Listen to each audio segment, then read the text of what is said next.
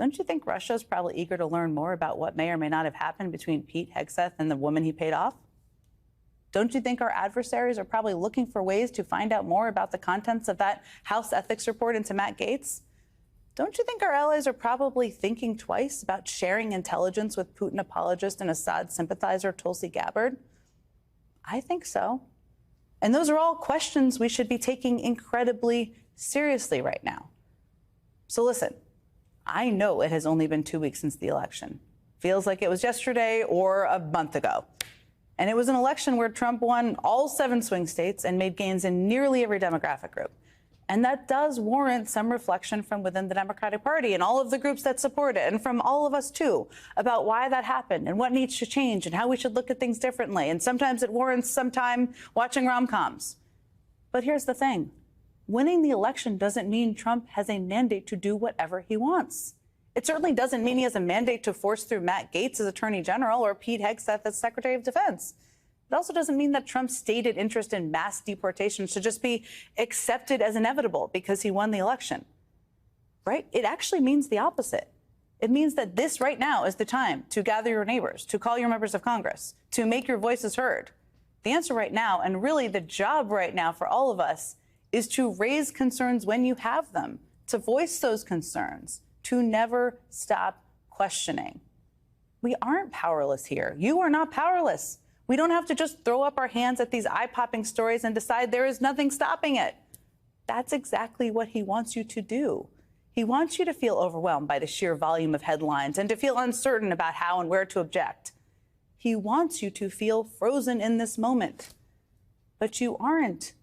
We all have voices. You have a voice. You can raise questions, and we can all demand answers.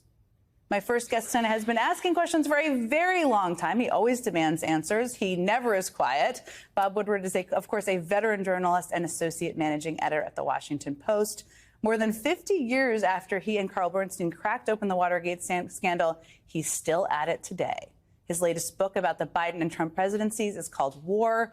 It's excellent. It's such a good read. And he joins me now. It is great to see you. I cannot think of anyone who has covered more people, more presidents, more people in these key positions than you. So I am so thrilled to be talking to you tonight. I just wanted to start just with a scene from the prologue of your new book about a chance encounter you and Carl Bernstein had with Donald Trump in 1989. 35 years 35 years ago. And he wasn't in politics. He wasn't in politics. That's right. Now, you write in your prologue. Even in 1989, Trump's character was focused on winning, fighting, and surviving. And the only way you do that, he said, is instinct. If people know you're a folder, if people know that you're going to be weak, they're going to go after you. Now, as we know today, if we look at the news today, Trump is standing by Matt Gaetz and Pete Hegseth.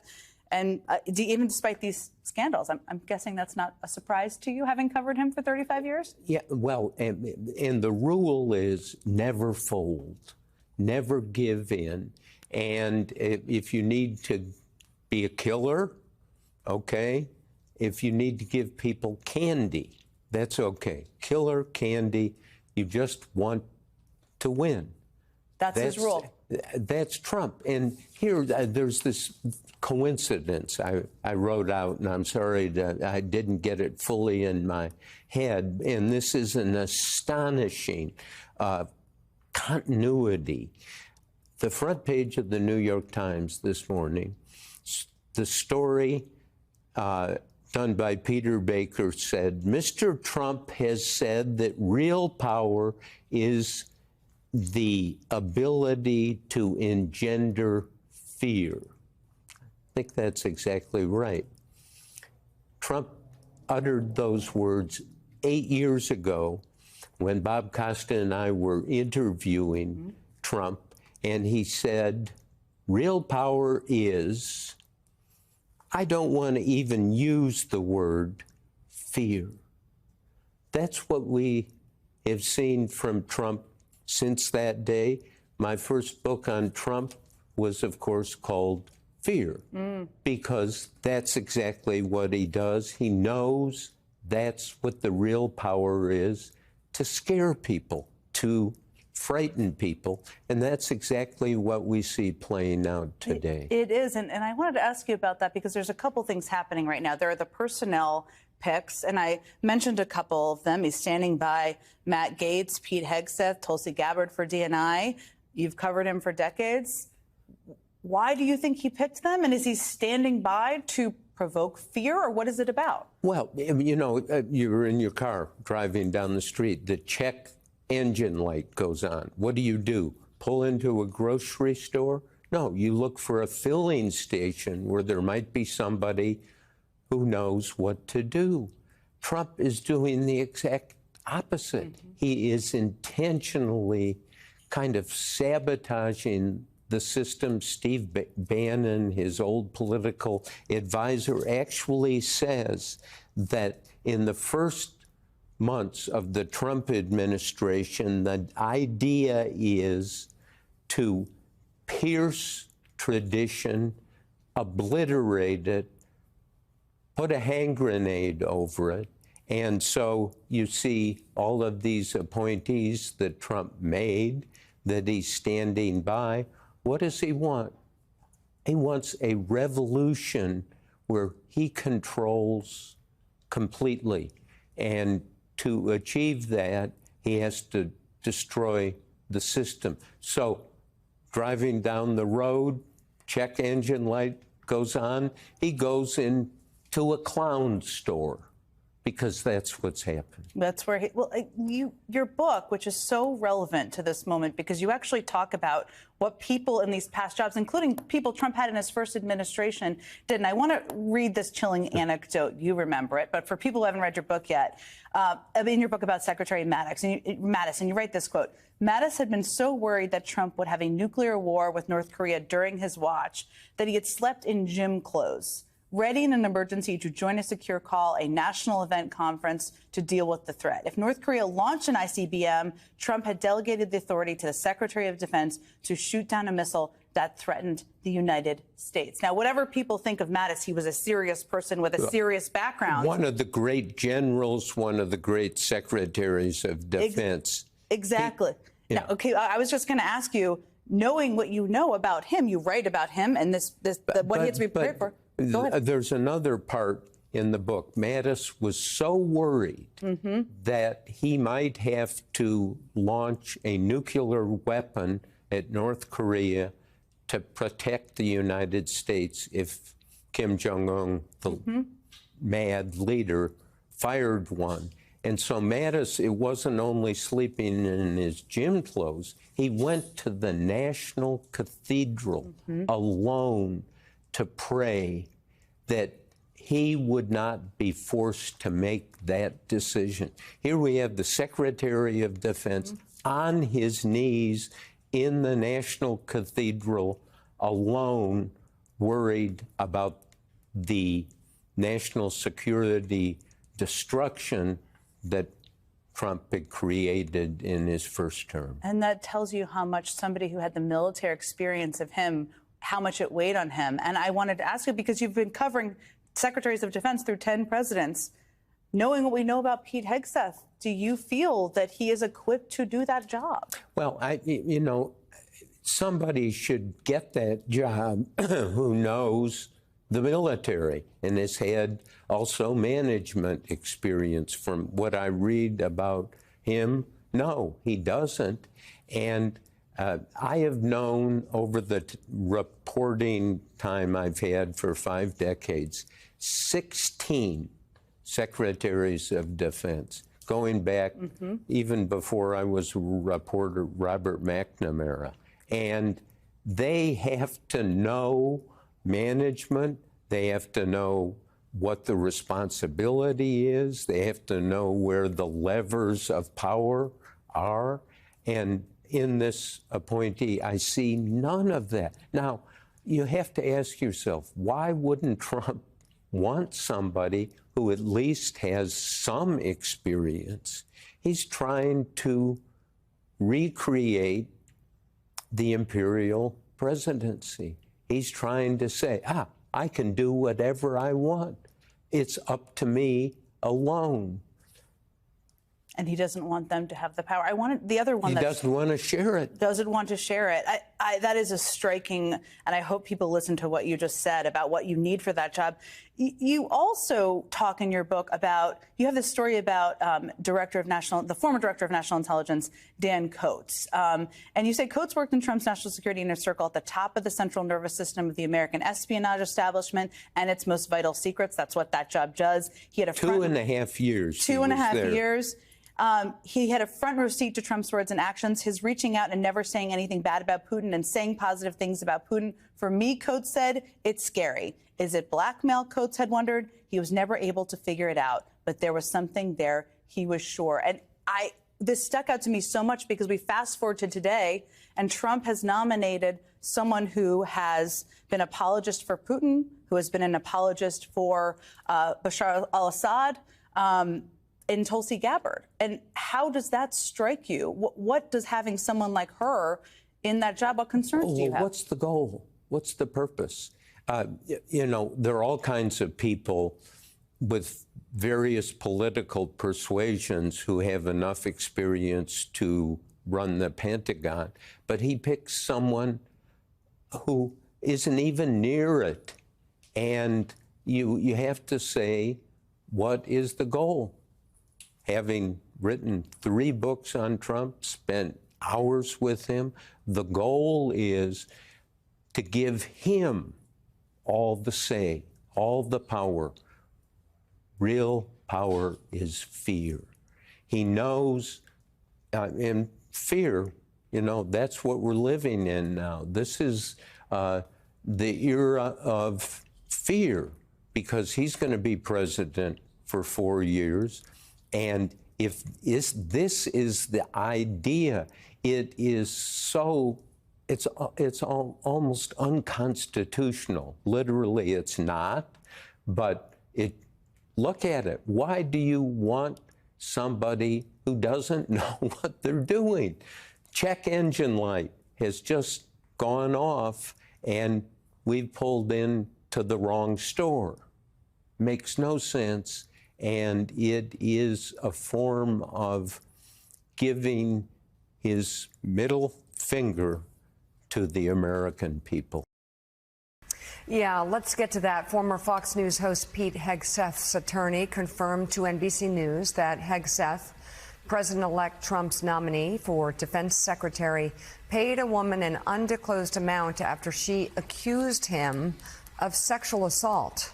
The lawyer also denied the encounter between Hegseth and an unnamed woman, which she alleges happened in 2017, was sexual assault. That statement comes after the Washington Post reported a friend of Hegseth's accuser sent a 4-page memo to the Trump transition team detailing the allegations. NBC News has not independently reviewed that memo, but Hegseth's attorney confirmed it is related to an encounter Hegseth and the unnamed woman had in Monterey, California during a conference in 2017. The Post reported the memo said the woman was at the conference and she was there with her husband and her children and didn't remember anything until she was in Hegseth's hotel room and then stumbling to find her own hotel room on the night in question. Hegseth's attorney denied the allegation, saying this is a situation where a consensual encounter occurred, and unfortunately, the woman had to come up with a lie to explain why the woman had not come back to her husband's room that night, adding that it was fully investigated by police, and video surveillance as well as multiple eyewitness statements show that she was the aggressor.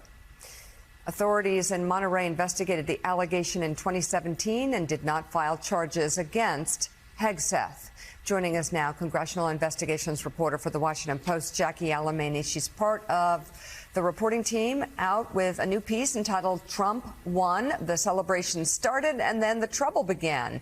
Jackie, tell us more about what is happening in reaction to these nominations. Yeah, Mika, I would say that the reaction so far by some of the more professionalized staff around Donald Trump has not necessarily been positive, though those close to him don't really see him, at least in this moment right now, pulling back or withdrawing some of these more controversial nominees, although it seems like you gleaned some new information from your conversation with Trump over the weekend. But I think what we're seeing here in terms of the broader trend is lessons that Trump learned in 2016 and things he's now trying to avoid repeating, such as picking appointments, people who are Trump loyalists and willing to execute some of these more expansive and unorthodox and controversial plans that he has for institutions that he's essentially trying to blow up. People like Gates, Hegseth, and Gabbard, people who have not been well received by some of the people who are close to Trump who have advised him otherwise, but say that the decision-making process has been pretty chaotic and dysfunctional. As one Trump advisor put to us, there really is no decision-making process. And that at the end of the day, Trump is sort of throwing out names, and whichever one sort of sticks the most, he lands on. Although another Trump advisor told us that if you had been paying any attention to him throughout the primary and throughout the campaign, these are names that he has consistently gravitated towards, that Gates and Hegseth and Gabbard, they've always been in the mix. They've been people who have been really close to him, giving him advice, people that he trusts to actually execute his agenda, and that, yes, they seem like shocking picks, but to those who have actually been listening to Trump, people outside, again, of this professionalized staff of the transition team who have put together all of these lists and tried to vet people themselves, might not be familiar with themselves. So, Jackie, good morning. The president-elect is like rolling through with remarkable speed these nominations, but there are a few big posts still vacant, and none bigger than Secretary of the Treasury, which is something that Trump cares deeply about. You've got reporting about some of the disputes behind the scenes, the role Elon Musk is trying to play. Give us the latest on this important post. Yeah, John, this has turned into a remarkable internal knife fight between some of the nominees and people under consideration right now by Trump, with the two main contenders, Howard Lutnick, the head of Trump's transition, and a Cantor Fitzgerald executive, and his allies, sort of scraping with Scott Bessent and some of his allies.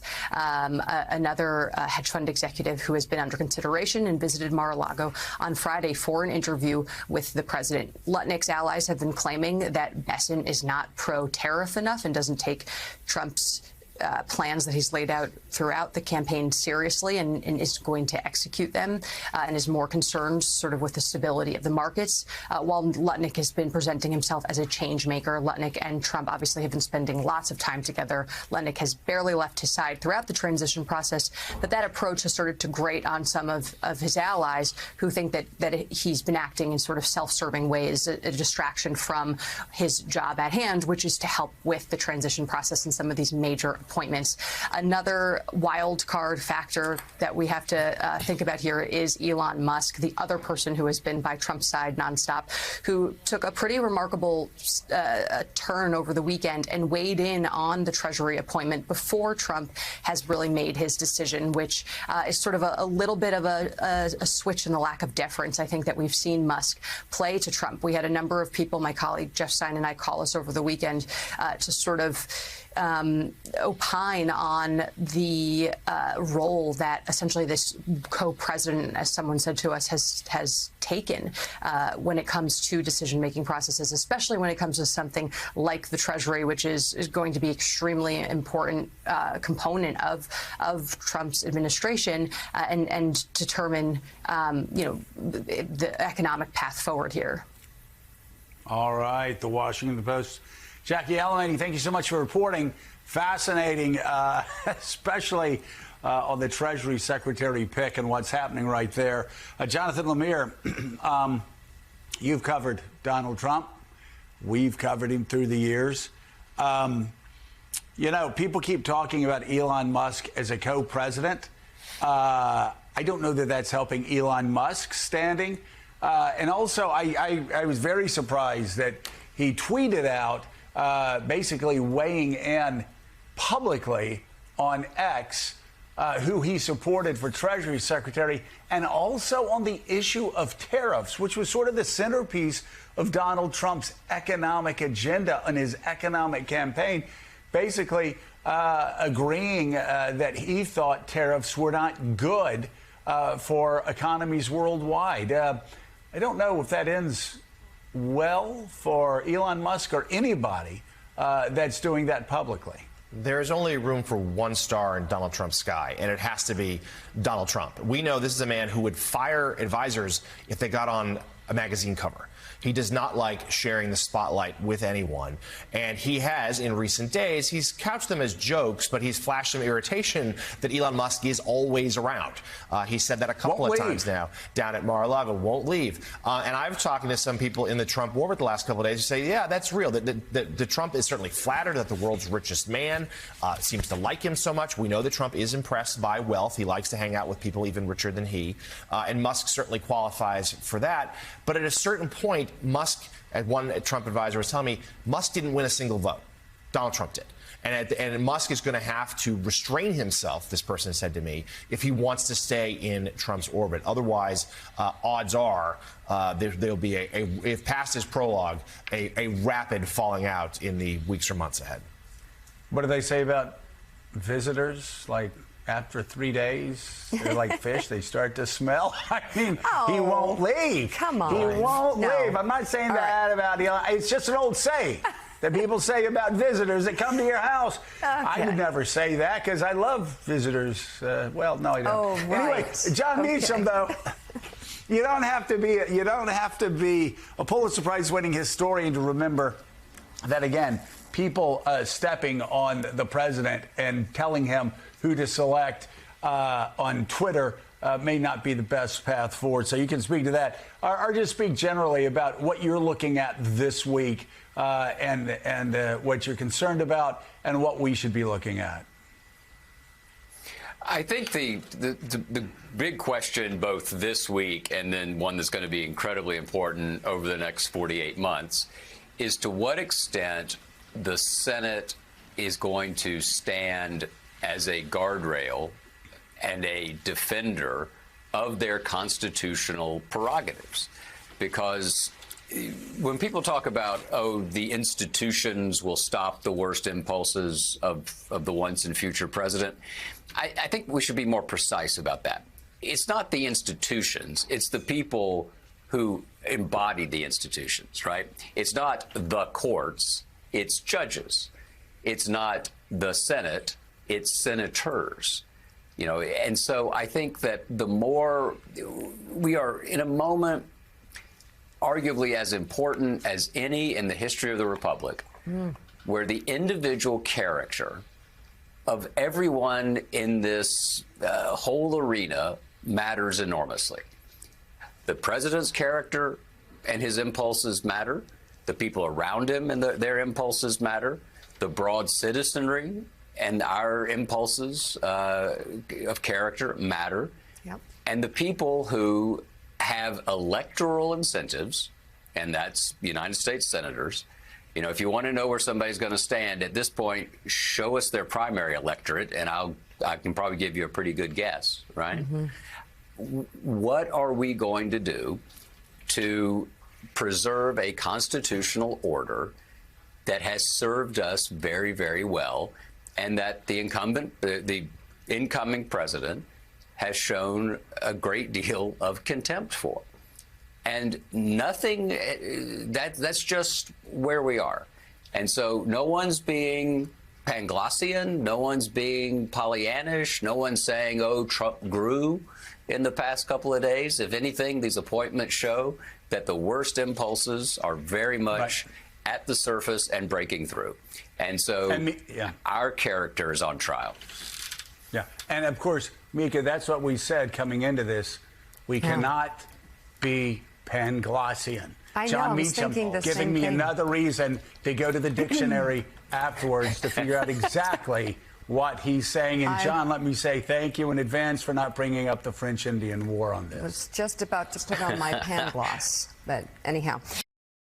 This news from President-elect Trump that he intends to proclaim emergency powers when he does enter office, that he would declare a, quote, national emergency in order to deploy the military to conduct mass deportations. This news is now setting the expectations for the way that President-elect Trump plans to govern on that and potentially other issues. I will say it to you as straightforward as possible. It is a much more assertive approach than his first term, which was often controversial on many matters, I'm sure you remember, but this is also exactly the kind of plan that Donald Trump campaigned on. So he's drawing headlines today about both the method, emergency powers, military action, and the policy itself, these type of deportations. And it builds on Donald Trump's often stated view that undocumented immigrants must be forcibly removed, that harsher policies would dissuade the long-term and ongoing flow of migrants into the nation. So part of this story tonight, which matters, and if you're keeping track of the news right now, what you're learning tonight is very relevant to what's going to be happening in the months ahead. So it matters now and for the future. But part of the story is policy. How should this incoming president make policy based on the vows he's made, the campaign pledges he's made on immigration? The other part of it is about law. How can a president, any president, wield emergency powers? And for how long? And what are the limits? And who decides?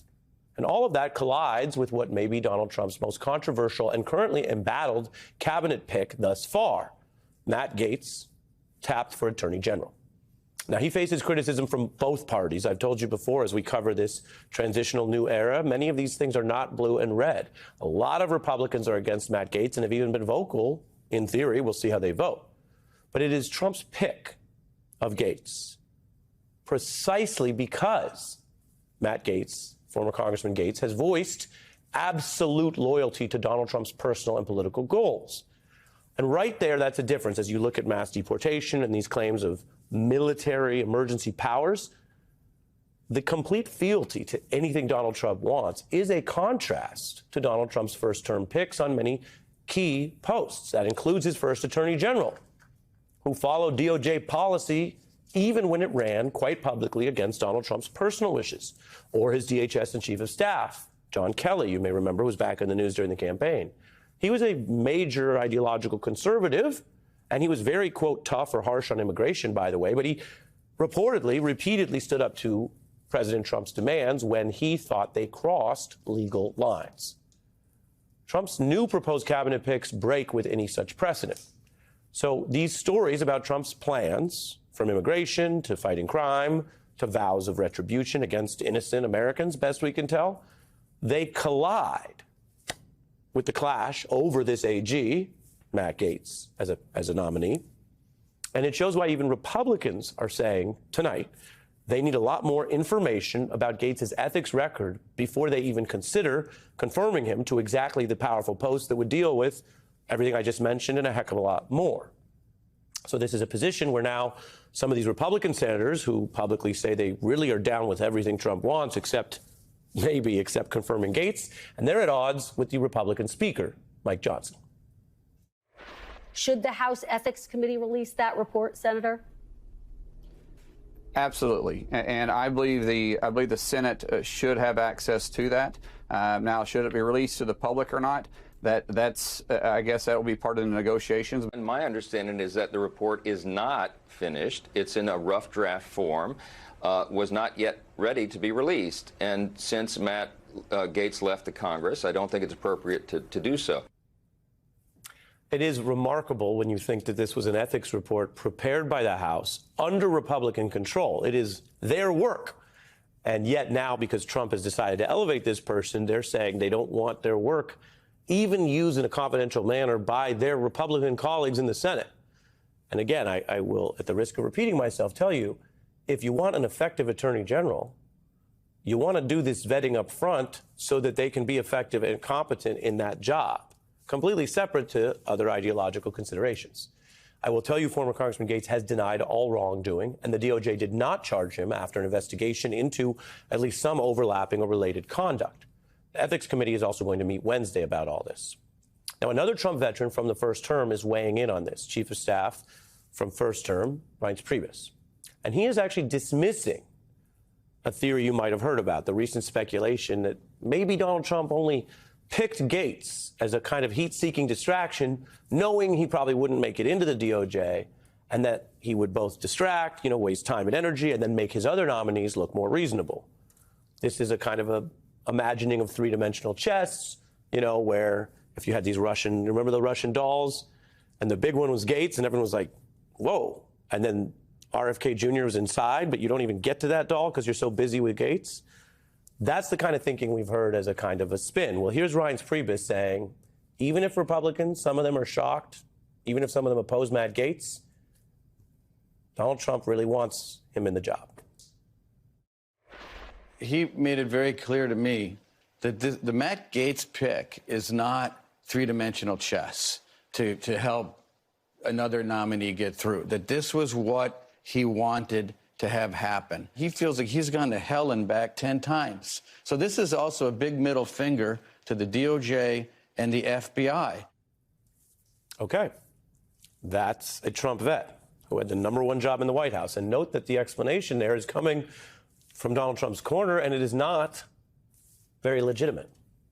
The defense is not claiming this is a great pick for the nation, or claiming that Gaetz has some other qualifications which are somehow being undercounted by the process, by those Republican senators I mentioned. No, the Trump vet is admitting Trump sees this in personal terms. He wants to say, quote, F you to the DOJ, end quote. That's according to Trump veteran Priebus. That is the motivation. Meanwhile, DOJ vets in both parties are strenuously objecting because they say Gaetz has no prosecutor experience or the kind of management experience that would be necessary to run a law enforcement agency this large on day one. Now, MAGA allies have some other arguments, and I want to make sure you're familiar with them. If you've ever watched this show, you know that even when the times are intense or the stories are controversial, we will try to bring you all the evidence. They are arguing that the DOJ has previously been run by candidates with a range of backgrounds. And if you go back far enough, they say that includes political people. If you go back to, say, the Nixon administration, which isn't the greatest precedent, it is true that some of Nixon's political aides did at one point serve as attorney general. They also say if you look to people who are simply loyal to the sitting president, if you go back even farther to Robert F. Kennedy, which was, again, before the later reforms were put in precisely to add independence that they didn't have in the Hoover era and they didn't have at DOJ. But they say if you go all the way back to RFK Sr., you do have the example of someone running DOJ who was quite personally close to the president. It was his brother. So that's one wrinkle if you go back far enough. But even these MAGA defenders of Gaetz have yet to find any precedent, any past attorney general in any era who, apart from being this close to the president, also had publicly waged such partisan warfare, openly threatening government officials, prosecutors, and Justice Department veterans in the so-called deep state. You had the folks leading the deep state. The deep state is guilty. I might be a wanted man by the deep state, and I won't be extorted by a former DOJ officials. Sadly, Judge, I, too, have lost confidence in Christopher Wray as the FBI director. We should have a second special counsel to evaluate the misconduct of the FBI and the Department of Justice. The deep state won't know what hit them. Fairest way we can say it is if you are a member of Congress, you can be as partisan as you want.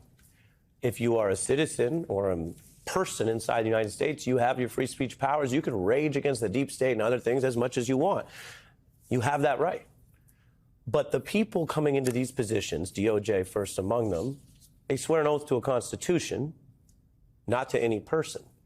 And while I gave you the benefit of the doubt on some of the arguments they've made, if you go back far enough to find some less experienced, personally loyal attorneys general, you really can't find anyone who's ever talked like that.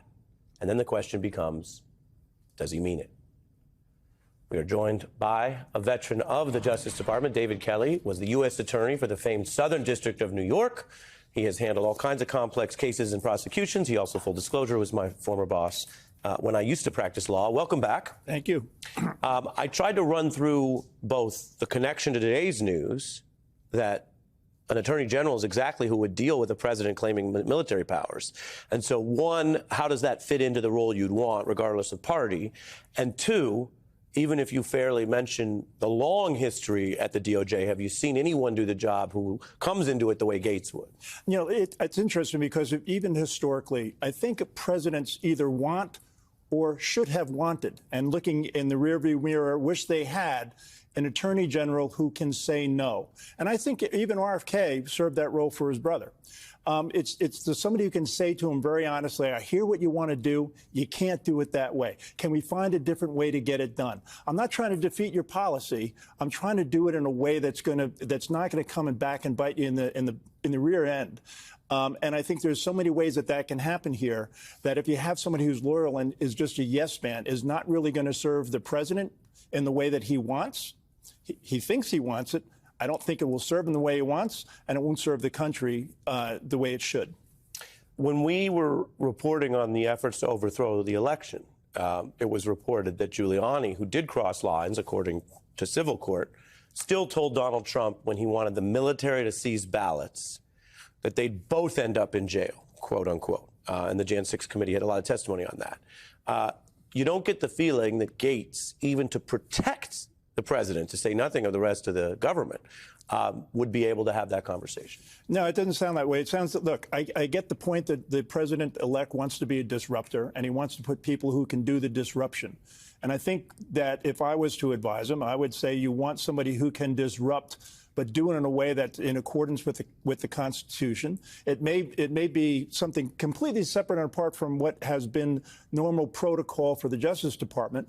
But I think at the end of the day, you want to make sure you're not going to violate the Constitution, because that has all sorts of ramifications that can come back and really hurt the president, undermine the presidency.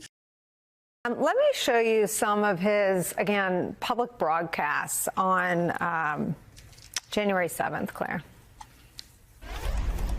See, these folks on the lawn, and there were more than I'd ever seen. These are not conspiracy theorists motivated just by lies. That's a bunch of nonsense that people want to tell us. These are people that understand first principles. They love freedom and they love free markets.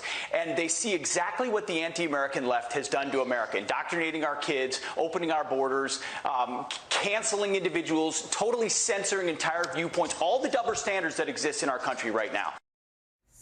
I mean, my first thought was he knew a lot about the insurrectionists on the 7th. It took the Department of Justice years to learn all that about the people that were there. But this idea that insurrection is justifiable because, quote, the anti-American left has done this to America, indoctrinating our kids, opening our borders, canceling individuals, totally censoring entire viewpoints, all the double standards that exist in our country right now. Again, I understand what Betsy's saying, why that makes him you know, maybe better than the actual sons in Trump's view. But how does that impact the United States military? Yeah, but we're at this interesting moment where we have somebody who's been elected president who, instead of trying to find people who are competent and qualified to run some of the largest and most complex organizations in the world. Keep in mind, the Department of Defense is almost $1 trillion budget, 3 million personnel around the globe, all kinds of complexities that are involved in understanding, you know, not just who's woke and who isn't woke. And by the way, taking down DEI does not make anything happen in terms of military readiness. It doesn't make any difference going forward. So what Trump has done, instead of finding really good, competent people, he's found people who will tear down these institutions, not build them up, not run them, not make them work for the American people. But he's convinced his voters that the way forward is to tear down the institutions of America that protect them, the military, law enforcement. That's what he has done. And that's what this guy says he's going to do. And by the way, I can't wait until he talks to the Israeli defense minister about women in combat. Mm-hmm. You know, there's primarily a woman battalion in the Israeli army that took on Hamas extremists in October of 2023. Mm-hmm. These women took out 100 Hamas militants in battle. I can't wait for him to lecture Israel about how woke they are, where women are required to serve in the military, and they've been serving on the front line since Israel was born. Yeah, I mean, the contradictions, you can almost hear the interview already. Well, not those women, just the woke. I mean, I want to follow up with you, Claire, on the allegations of sexual assault. This is the New York Times reporting about the memo sent to the Trump transition team. Quote, the memo said the woman who was referred to as Jane Doe was 30 at the time and was working for the organizers of a conference in California where Hegseth spoke. It said that Hegseth was with two women at a bar after his speech when Jane received a text from the women saying that Hegseth was getting pushy about taking them upstairs to his room. Jane went over to try to mitigate the situation, the memo said. The two other women left, and from that moment on, the memo said, Jane did not remember anything until she was in Hegseth's hotel room, and she had only hazy memories of being there and then stumbling back to her room. The next day, she had a, quote, moment of hazy memory of being raped the night before. She went to the hospital and was tested with a rape kit, which revealed the presence of semen, the memo said. Hegseth's lawyer, Timothy Parlatore, said it was a consensual encounter and gave a very different version of events from the memo sent to the Trump team. Claire, your thoughts? Well, my first thought is the fact that he didn't reveal this to the transition team in this process. That says mountains about his judgment. How do you be considered for this particular job and not reveal that at the point in time you're being interviewed? The fact that this blindsided the Trump transition team tells you all you need to know about this guy's character. Not good. That is not what you expect from someone who is leading a Defense Department where you're asking men and women to die for their country. And you can't bother to explore the fact that you paid off someone to stay quiet about a sexual encounter. And the idea that he is now trying to trash this woman, why did he pay her if he done nothing wrong? Why did he pay her off? That makes no sense.